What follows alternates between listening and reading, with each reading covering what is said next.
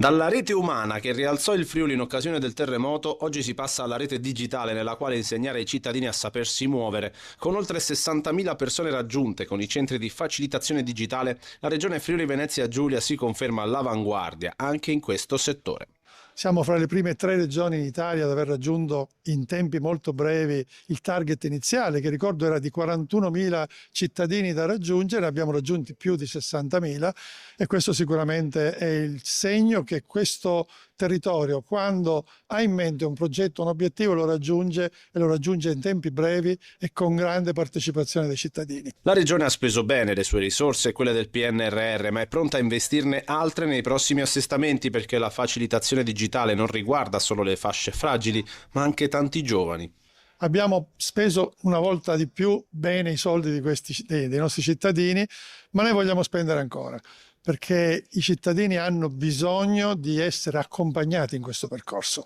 Un pericolo che non è più il terremoto fisico, ma un terremoto digitale, perché come dice lei, ci sono oggi tanti rischi, sia per gli anziani più fragili, pensiamo alle truffe fatte online, ma anche per i giovani. E le statistiche ci dicono che i soggetti e gli utenti che sono stati contattati hanno, per il ben 70%, sono compresi tra i 30 e i 75 anni, quindi con una buona diciamo così, impatto su un ambito della popolazione che è quella che lavora e il cui titolo di studio è almeno quello della licenza media. Il braccio operativo della regione in questo campo, è ovviamente pronta a raccogliere e affrontare al meglio queste sfide. È per esempio l'accesso, quindi anche banalmente ottenere lo SPID, utilizzare la carta di identità elettronica, per chi non è particolarmente avvezzo, come dicevo prima, a faccende digitali non è semplicissimo, soprattutto anche se diciamo non sono giovanissimo. Quindi tra l'altro la cosa paradossale è che molti di questi servizi che noi sviluppiamo